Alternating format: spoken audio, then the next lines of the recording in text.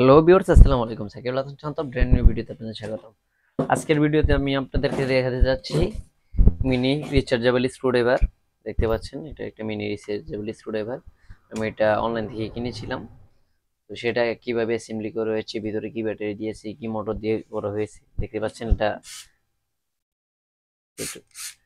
এখানে দেখতে পাচ্ছেন যে এখানে দুইটা সুইচ আছে, রিভার্স এবং ফরওয়ার্ডের। আর ভিতরের কন্ডিশনটা আমরা আজকে দেখবো। অনেকদিন হয়েছে এটা আমি কিনেছি, খোলা হয় নাই, আপনাদেরকেও দেখানো হয় নাই, বা আমিও খুলে দেখি নাই কিভাবে করছে।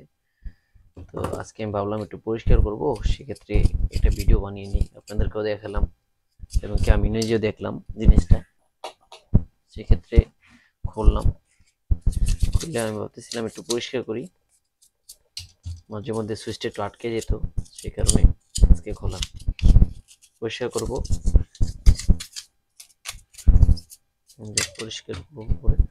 এখানে দেখতে পাচ্ছেন যে এখানে একটা মোটর ইউজ করা হয়েছে প্রিমিয়াম সহ। এটা হচ্ছে একটা গিয়ার মোটর। এই যে, হ্যাঁ, হয়তো খুলে ফেললাম। এখানে হচ্ছে গিয়ার গুলা দেখতে পাচ্ছেন, সমস্যা নেই, আমি এটা পরে দেখাচ্ছি আপনাদেরকে। এটা হচ্ছে গিয়ার গুলা, এগুলো হচ্ছে গিয়ার। এই গিয়ার গুলার সাহায্যে মোটরটা এখানে চলে। এমনকি আমাদের যে আউটপুট, যে এটা দেখতে পাচ্ছেন, স্ক্রু গুলো খুলি আমরা, এটা দিয়ে খোলা হয়। এটা হচ্ছে মূলত যে আমাদের গিয়ারটা।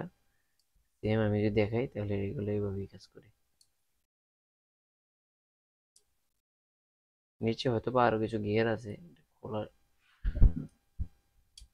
ছোট গিয়ার তো সেক্ষেত্রে বলতেছি না। দেখতে পাচ্ছেন তিনটা গিয়ার এখানে।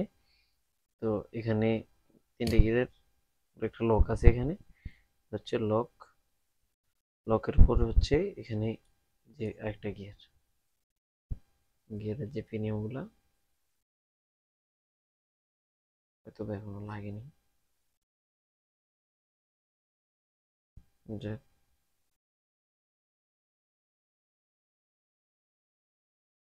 আমাদের গিয়ারটা বসে নেই এখনো। যদি আমি গিয়ারটা ছাড়াই দেখাই আপনাদেরকে, তাহলে দেখতে পাচ্ছেন মোটরের প্রচুর পরিমাণ স্পিড মোটরটা। আর এখানে যে সার্কিটটা, সার্কিটটা আজকে আমরা মডেলটা লিখে রাখবো, লিখে রেখে দেখি যে এটা মার্কেটে পাওয়া যায় কিনা। মূলত হয়তো বা এই যে ডিসি সার্কিটটা এটা পাওয়া যেতে পারে, বাট অন্যগুলো আমি সঠিক বলতে পারতেছি না।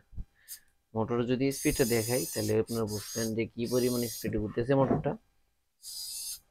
সেভাবেই আমাদের ব্যাটারিটা অনেক ভালো কন্ডিশনের ব্যাটারি দিয়ে করা হয়েছে। নষ্ট হয়ে গেলে ব্যাটারিটা চেঞ্জ করা যায়। এটা হচ্ছে 18650 ব্যাটারি। এখানে হচ্ছে মাইক্রো ইউএসবি চার্জিং পোর্ট, এখানে চার্জিং কন্ডিশন দেখায়। আর এটা হচ্ছে যে আমাদের কন্ট্রোলারটা, ডিভাস ফরওয়ার্ডের যে কন্ট্রোলারটা, এটা হচ্ছে এটা। আর এটা হচ্ছে আমাদের গিয়ার মোটরটা। সেক্ষেত্রে আমরা দেখবো যে কিভাবে আমরা গিয়ারগুলো বসাতে পারি। গিয়ারগুলো খুবই স্মুথ ভাবে বসাতে হবে। স্মুথ ভাবে না বসলে গিয়ারগুলো কাজ করবে না। গিয়ারগুলো যদি ভালোভাবে না বসে, গিয়ারগুলো কিন্তু কাজ করবে না। আমি আবারও বলতেছি, এখানে কিছু বিষয় আছে। আমি গিয়ারগুলো এভাবে গিয়ারগুলো বসানো হয়েছে, দেখতে পাচ্ছেন। গিয়ারগুলো ভালোভাবে বসে নেওয়ার পরে এখানে যদি আমরা দিই তাহলে হচ্ছে এটা হচ্ছে ফরওয়ার্ড করছে, ব্যাকে হচ্ছে রিভার্স করছে। দেখতে পাচ্ছেন আমাদের কমপ্লিটলি কাজটা। তো আশা করি বুঝতে পেরেছেন। এখন আমরা এটাকে লাগিয়ে দিব। সেই ক্ষেত্রে একটু ভালোভাবে ক্লিন করে নিব গিয়ারগুলা, মোটরটা, এবং কি যে সার্কিট নাম্বারটা, এটা হচ্ছে QTP C22403। এটা কি মার্কেটে পাওয়া যায় কিনা আমি সঠিক বলতেছি পারতেছি না। তারপরে যদি পাওয়া যায় তাহলে তো ভালো আমাদের জন্য। আমরা এরকম গিয়ার মোটর দিয়ে চাইলে বানাতে পারি। এগুলো গিয়ারগুলো হয়তো আলাদা পাওয়া যায় না। আমি এখান থেকে ক্লিন করলাম, আমরা লাগিয়ে ফেললাম। লাগানোর পরে ফুললি বডিটা বসিয়ে দেব। দেখতে পাচ্ছেন যে আমরা বডিটা বসাচ্ছি।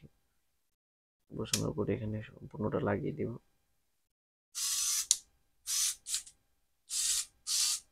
লাগিয়ে দিব এখানে। সেক্ষেত্রে দেখতে পাচ্ছেন যেহেতু ভালোভাবে সম্ভব আমরা লাগানো ট্রাই করবো।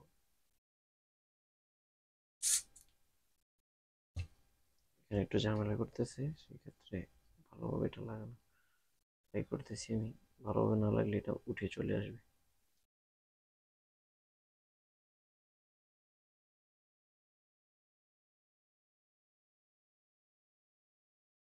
খুবই সতর্কতার সাথে এটা লাগাতে হবে। সতর্কতার সাথে না লাগালে উঠে এসে গেলে সুইচগুলো কাজ করবে না।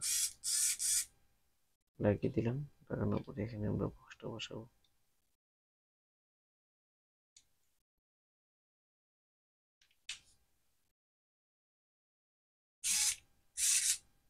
বক্সটা বসানোর সময় খেয়াল রাখতে হবে যাতে কোনো পাশ ফুলে না থাকে, ফুলে থাকলে সার্কিট ভেঙে যাবে।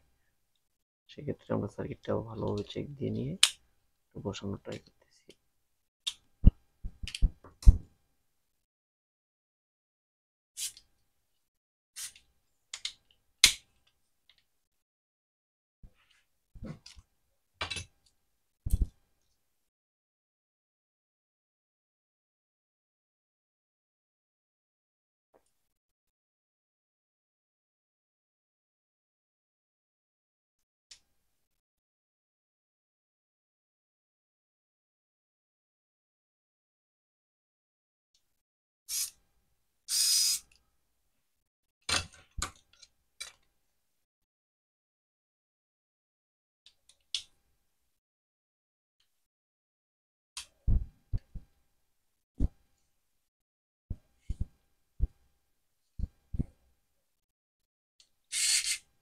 দেখতে পাচ্ছেন আমরা এটাকে বসিয়ে ফেললাম। বসানোর পরে স্ক্রুগুলো লাগিয়ে দিলে আমাদের কাজ শেষ সম্পূর্ণ।